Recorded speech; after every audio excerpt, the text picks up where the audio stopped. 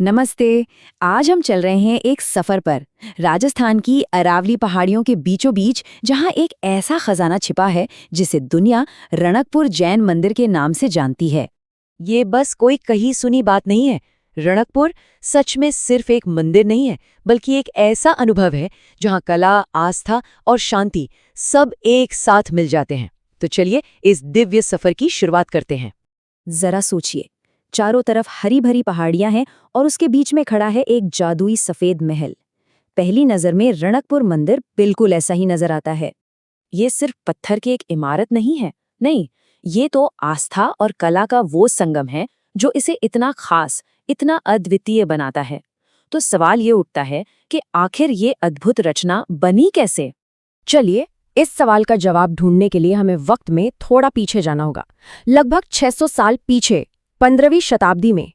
तो कहानी की शुरुआत होती है धरण शाह नाम के एक बहुत ही धार्मिक जैन व्यापारी से और उनके एक सपने से। कहते हैं कि एक रात धरण शाह को सपने में देवताओं का एक उड़ता हुआ विमान दिखा, जिसका नाम था नलिनी गुल्म विमान। और ये सपना इतना जबरदस्त था कि उन्होंने ठान लिया कि वो ठीक ऐसा ही एक मंदिर बनवाएंगे। तो धरण शाह अपना ये आइडिया लेकर पहुंचे महाराजा राणा कुंभा के पास, और राणा कुंभा ने न सिर्फ उन्हें इजाजत दी, बल्कि मंदिर के लिए जमीन भी दान में दे दी। फिर शुरू हुई आर्किटेक्ट की तलाश। कई वास्तुकारों ने कोशिश की, लेकिन आखिर में दीपा नाम के एक कलाकार ने उस सपने को कागज पर उतार दिया। और फिर 50 साल से भी ज्यादा की मेहनत लगी, तब जाकर ये सपना हकीकत में बदला। अच्छा, अब बात करते हैं उस चीज की जो इस मंदिर को पूरी दुनिया में सबसे अलग बनाती है, और वो है इसके पिलर्स, यानी इसके स्तंभ। कितने? 1, 2, 100, 500 नहीं, पूरे 1444। जी हाँ, 1444 संगमरमर के स्तंभ इस पूरे विशाल मंदिर को संभाले हुए हैं। मतलब ये नंबर ही अपने आप में कितना हैरान करने वाला है ना?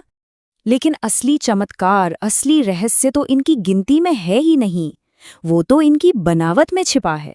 मतलब ये कि 1444 खंभों में से कोई भी 2 खंभे एक जैसे नहीं हैं। सोचकर देखिए, हर एक पिलर पर की गई नक्काशी, वो बेल बूटे, वो डिजाइन, सब एक दूसरे से बिल्कुल अलग, एकदम यूनिक। ये किस लेवल की कारीगरी होगी, इसकी तो हम कल्पना भी नहीं कर सकते। पर रुकिए, सबसे बड़ा चमत्कार तो अभी बाकी है, और वो ये है कि आप मंदिर के किसी भी कोने में जाकर खड़े हो जाइए, एक भी पिलर, एक भी स्तंभ मुख्य मूर्ति के दर्शन में रुकावट नहीं बनता।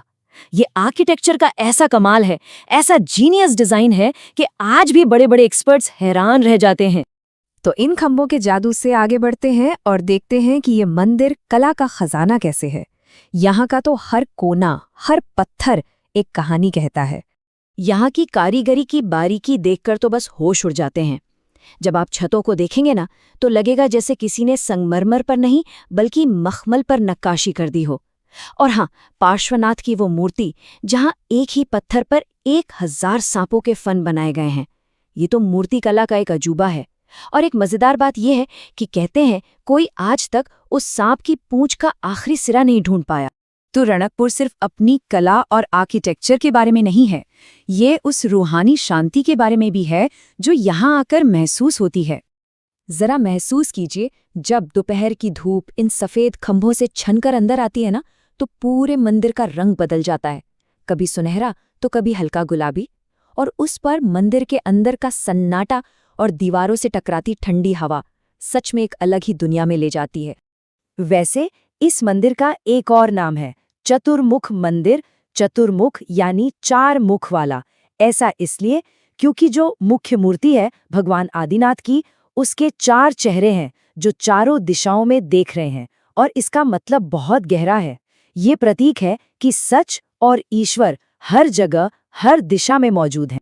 और इसीलिए शायद यहाँ जो भी आता है, चाहे वो किसी भी धर्म या मान्यता का हो, उसे एक अजीब सी, एक गहरी शांति महसूस होती है।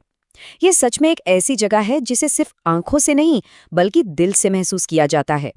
तो आखिर में हम रणकपुर मंदिर को क्या कहें? ये सिर्फ एक ऐतिहासिक इमारत नहीं है, उससे कहीं ज्यादा है। देखिए, इस मंदिर ने सदियों के थपेड़े सहे हैं, पर इसकी आत्मा वो आज भी जिंदा है। ये मंदिर इस बात का एक जीता जागता सबूत है कि जब इंसान की श्रद्धा और कलाकार का हुनर एक हो जाते हैं तो ऐसी चीजें बनती हैं जो वक्त से भी आगे निकल जाती हैं। ये हमारी उस महान विरासत का हिस्सा है जिस पर हम सबको गर्व होना चाहिए। और ये सवाल हमें सोचने पर मजबूर कर देता है ना, कि कला और आस्था मिलकर और क्या-क्या चमत्कार कर सकते हैं। ये हमें याद दिलाता है कि इंसानी सोच, रचनात्मकता और विश्वास की कोई सीमा नहीं है। और ये भी कि अगर आस्था से तराशा जाए तो पत्थर भी कविता बन सकते हैं।